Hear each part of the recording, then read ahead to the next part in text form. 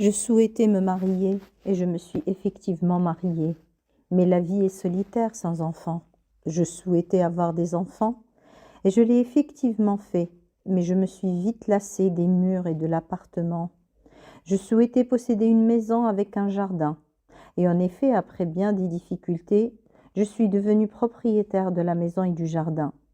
Mais les enfants, ils ont grandi. J'ai donc souhaité les épouser. Et ils sont effectivement mariés. Mais j'étais fatiguée. Fatiguée du travail et ces difficultés me fatiguaient de plus en plus. La vie me fatiguait. J'ai donc souhaité me retirer pour me reposer.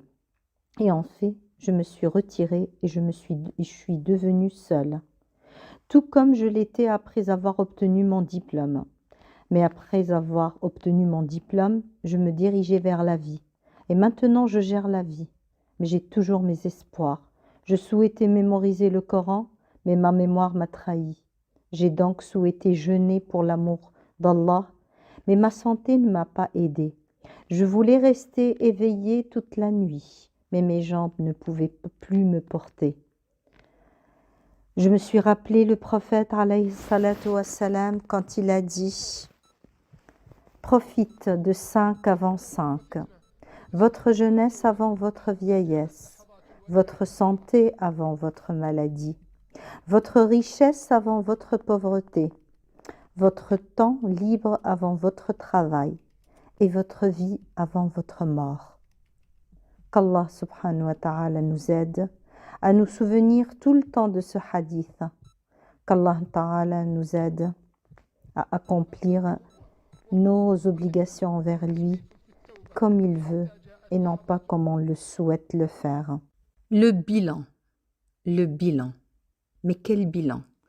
Un bilan d'une année qui vient de terminer. Dans exactement une dizaine de jours, voici encore une année qui se termine. 365 jours qui sont partis de notre vie. La question est, qu'est-ce que j'ai réalisé pendant ce temps-là? C'est intéressant de s'arrêter de temps en temps pour faire le bilan, pour se mettre et se remettre en question, se dire qu'est-ce que j'ai fait cette année. 365 jours, c'est pas quelque chose de négligeable. Si je les calcule vraiment en minutes, ça me fait 525 600 minutes, 8760 heures. À dire qu'avec Allah subhanahu wa ta'ala, je serai questionnée non seulement sur les minutes, mais encore sur les secondes. Qu'est-ce que j'ai fait? Qu'est-ce que j'ai présenté à l'humanité pendant une année? Qu'est-ce que j'ai laissé comme empreinte, comme trace? Qu'est-ce que j'ai appris à mes enfants? Est-ce que je me suis améliorée dans mes prières? Est-ce que je prie mieux avec concentration? Est-ce que je fais plus d'actes surrogatoires? Est-ce que je me suis améliorée dans mon comportement? Est-ce que j'ai arrêté le namima?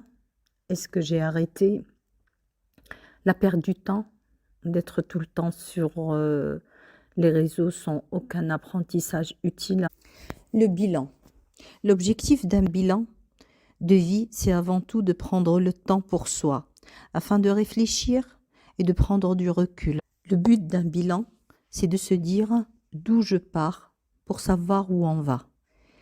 Il faut prendre le temps et analyser sa situation personnelle, familiale, professionnelle, pourquoi pas, mais surtout la raison de son existence.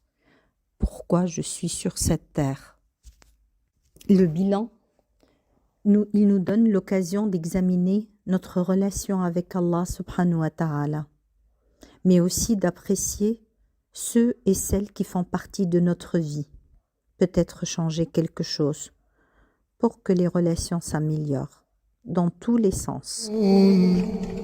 لعلي أعمل صالحا فيما تركت كلا إنها كلمة هو قائلها ومن ورائهم برزخ إلى يوم يبعثون